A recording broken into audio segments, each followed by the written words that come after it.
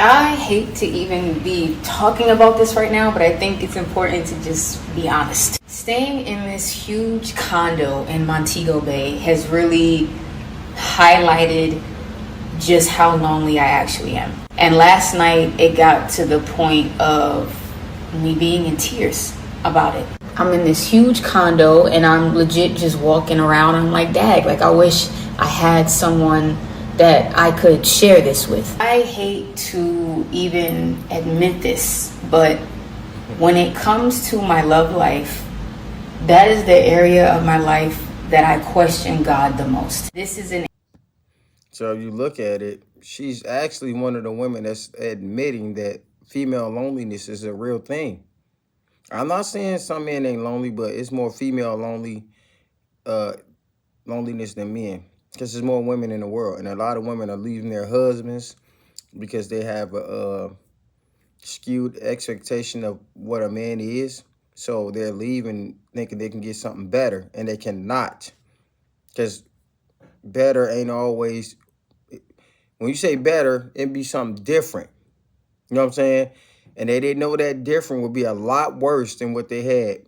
area of my life where I do feel, in fact, weary. It's gotten to a point where I don't even pray for endurance anymore because I don't want to keep enduring this season. With this trip to Jamaica specifically, I've had just very interesting and discouraging interactions with men, and it hasn't added any light to the way I feel about my singleness right now. You know how much energy it takes to maintain the discipline of celibacy. Keep your heart open despite being met with constant BS, and then still remain hopeful that one day you'll find your person.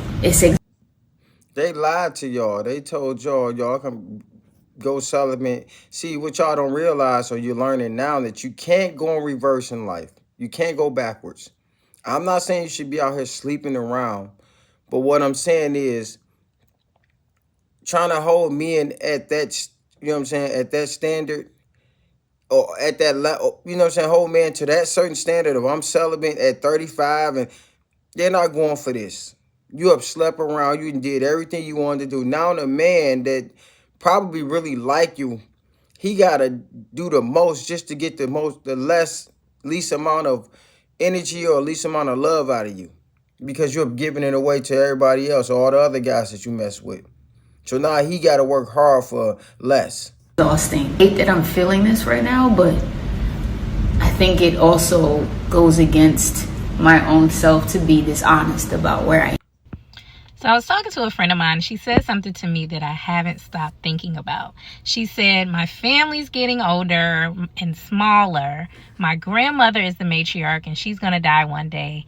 And I don't have a husband. Is it eventually just going to be me and my dog?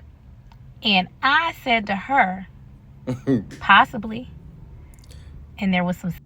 See, she's looking at reality. See, she's in touch with reality. She knows that's a high possibility. I know women right now, and they only got their cat or their dogs. And I'm not saying they're unhappy, but what I'm saying is, as a not a super old person, I don't want to be stuck with just the animal. I'm sorry. Human interaction is natural. Silence, right? Not because I wanted to scare her, but because I don't believe in that thought process, right? And it's not because I don't want her to find love, but I think women need to start having a much more honest conversation about what our lives could actually look like. So for generations, you know, we've been taught to build our adult lives around the assumption that eventually there will be a husband. You know, that your friends are important, but your husband becomes your person. Your family gets older, but eventually you'll have your own family. If you need someone in an emergency, it'll be your husband, right? Except that's not every woman's story. In 2023, 44% of American women were not living with a spouse or their romantic partner. And by 2030, it's projected that 45% of women between the ages of 25 and 45 will be single. Yeah, Y'all fell for the okie doke again. Feminism did it. Sexual liberation did it. Now y'all caused the female loneliness epidemic. We didn't do that. Y'all did it. Okay. And the truth is, women 65 and up, which is another statistic, more than half of them are not partnered. So we have to stop thinking and talking about friendship and community like they're secondary to a relationship with a romantic partner. They are definitely a part. Friendships are a part of your infrastructure of your life. So who has your extra key to your house? Who do you spend your holidays with? Who's going to check on you when something doesn't feel right? Who's A lot of women depend. They use their friends. A lot of why you think a lot of women are bouncing around with all kinds of friends? Women are more social than men, and they think their friends are going to make up for their a possible significant other when it just does not replace that. going to celebrate your birthday with you when your family is gone? These are the things we want to know. Hell, who's going to sit with you in the emergency room? And so we really need to start having these broader conversations. Those relationships do not magically appear just because we got older. We have to build them now. We have to do it now. So yeah. She's very smart. She know better. For you to get what you want, you got to work for it. It ain't coming knocking on your door. You got to get with somebody. Y'all got to get to know each other. Y'all got to build a foundation, longevity relationship where y'all care. Y'all love each other to the point where if something do happen, they're there for you. Your friends ain't gonna be doing that, especially if they need the help too. Or fall in love, date, all of those things, and get married if you want to. But at the end of the day, we have to build our village with the same intention. And eventually it may just technically be you and your dog, but it doesn't have to be you and your dog all alone. My entire life. I'm going to be turning 42 in August, and I've never had anybody love me or desire me or want to be with me. And I have so much love that I feel like that is inside of me with nowhere to go because it can't. That's a lonely feeling. I couldn't imagine nobody ever showed me that they cared or liked me like that. Yeah, that take a hit on your psyche bad and your self-esteem. Oof. Can't transfer to friends or my family or my parents because it's something separate, it's something different. And I've gathered all of this love since I was in high school, and then it just sits there and it eats me alive sometimes. Every single woman I've met with, and there's this like epidemic of loneliness, but it's almost like it's so shameful to admit that and say that. Why do we have this complex as women that we are supposed to heal by ourselves, that we're supposed to evolve and become by ourselves? And how do Society did the same thing. Y'all fell for the okie doke again. Decenter men, hate men, men are toxic. Being masculine as a man is the worst thing you could be. Y'all created this, man. we in our current society get back to some semblance of community with other women? I think it starts for me with finding my voice. Like I actually took voice lessons, not to become a singer, but to find like not my performative voice, which can give a talk on a demand, but my real voice. And I think there's so many ways that over time we get the message to like stop speaking up. And if we're not making sound, other people can't find us in the dark. And so a way to get back in community for me has been finding my true voice, my authentic voice. One of the things I think is hardest about being single or perpetually single is the fact that especially as you get older and everyone around you starts to like partner up, you are no one's priority. And That's a fact. And why you think a lot of women get mad when their friends start prioritizing their significant others, their boyfriends, their kids and stuff, and they say, I don't want no woman that prioritize no man. I gotta be first. Yeah.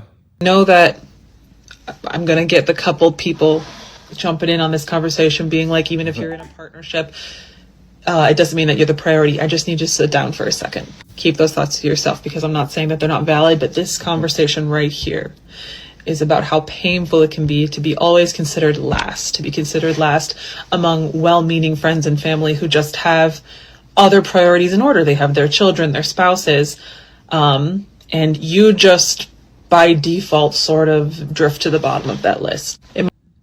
Yeah, because people got to grow up. And we grow an extended family, a lot of us, but women aren't choosing to grow an extended family. They're choosing to live as single and like a single teen. Single teens they have a lot of friends and they all over the place. And these women are 30, 40, 50 years old, still doing the things that they should have did or have done when they was in their late teens. And that's the problem. They're growing backwards. Might mean that no one is actively going out of their way to like spend time with you, or they don't necessarily think of you first when they're doing an activity. And it's not that people mean to be hurtful, but if you go your whole life without it, you do start to feel the isolation of it. It's almost like the otherness of it, like you never come first for anyone ever. It's hard not to internalize that the longer you go doing life on your own. It can be so lonely and more wildly traumatic than I think people realize. And it's a small thing, but when you wake up each day and you know that although there might be people around you that love and care about you, nobody's wondering what you're doing with your day or how your day is going. That's not like the first thought that comes to their mind, or how they're going to help you get through your day. Yeah. See, a lot of women are realizing where they went wrong. I wouldn't be able to tell you how to fix it, but learn how to get along with a man or whatever you like. Learn how to get along with them. Learn how to compromise. Because if you don't compromise with anybody, you will never get along with anybody. A lot of women have been told to be severely selfish, self-centered, inconsiderate, bullheaded, more masculine, more demanding, less giving. And you can't get along with anybody. You can't build nothing with anybody being that way. Even as a man, you couldn't. Period. You'll be by yourself. That's a recipe for loneliness, probably till you gone. Because ain't nobody beat down your door to come tell you to stop being by yourself. Ain't nobody begging you to begging for your love. That's just the reality. A lot of them are realizing the harder they get, the harder you become to get along with. Period. As a man or a woman, you be by yourself for so long, you don't want to sacrifice or give up anything or compromise with anything, and then you turn around and ain't nobody there.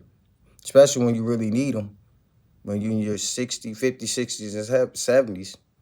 Unless you're well accomplished where you could pay for a lot of services. Other than that, we're going to need each other. If not, people can just be found with the cats or with the dogs by themselves. Let me know what y'all think in the comment section. Like, comment, subscribe, share, all that good stuff. K-Maurice.